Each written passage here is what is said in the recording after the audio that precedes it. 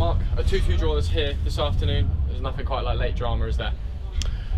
No, but I'm deeply frustrated because it's a game that we should win. We have 21 shots on goal and only 2 on target, and they were both goals. We missed a penalty. We gave 2 horrendous goals away. Does it feel like a real wasted opportunity then this afternoon?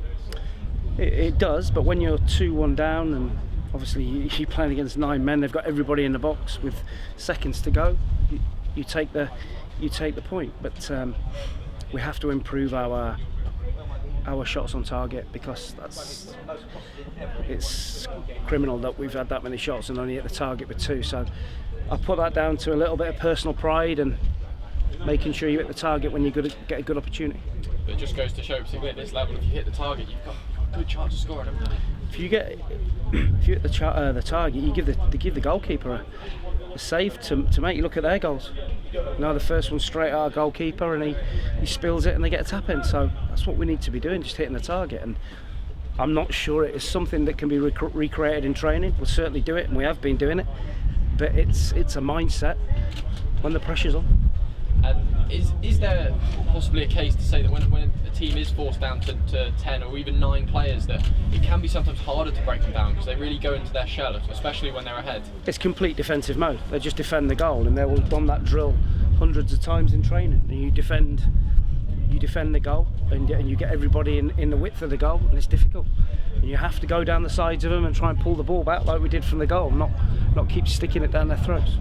And is that something you prepare for as a manager?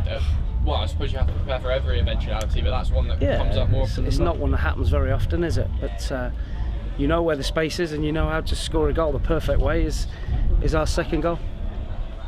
And it felt like perhaps that equaliser wasn't going to come. It was a very agonising 7 minutes of stoppage time. It did come. Aaron Collins is off the mark now, and it's pleased to see that desire did come through in the end. Yeah, but it's the least I thought we deserved. But like I say, I keep going back to it. If you have 21 shots on goal, you should win the game. And is that something then that you'll now take into training next week and work even harder on the shooting and instill into the players that when you get those opportunities you have to take them? Of course, but it's a totally different pressure training to a game. And that's in training. If they had 10 shots, they'd probably hit the target by 9. But in a game, we're not hitting the target. And obviously frustration for Winnie to miss that spot kick just moments after he directed the free kick. But you must be delighted to see your midfield man on the score sheet again. Yeah, I mean, as soon as that goes in, you're fearing the worst. They go and score, make it 2-1, and you're fearing the worst. So full credit to the boys. They kept going, and we got a point, and it's an unbeaten start to the league season. And as you say, unbeaten start. You mentioned in your pre-match that on paper the first 3 games of the season are a tough one. So to get through the first 2 with a win and a draw, can you be too disappointed? I can be. I am disappointed today. Thought we were really good last week, but I didn't think we played as well as we did last week today. We were a bit slow from the start, a bit sloppy, and but listen, they've kept going, and it's the second game of the season. And like you say, we've got a great game next week against one of the favourites to win it. But the fact that you're disappointed with a draw against a side like Bradford, it shows the desire that this club has, doesn't it? Go moving forward, and you want to be right up there at the end of the season. I think the players themselves are disappointed because they know they should win the game. But like I say, full credit, they kept going. That's what they do. They keep going.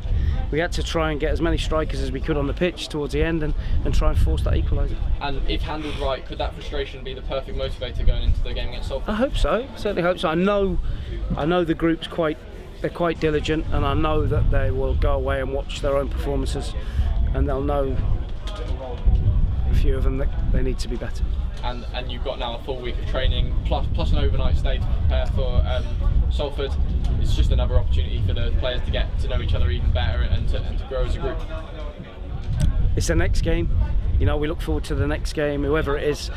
Every game's a tough game. You don't get any easy games. And we go to Salford in a good place, good spirits, and ready to go.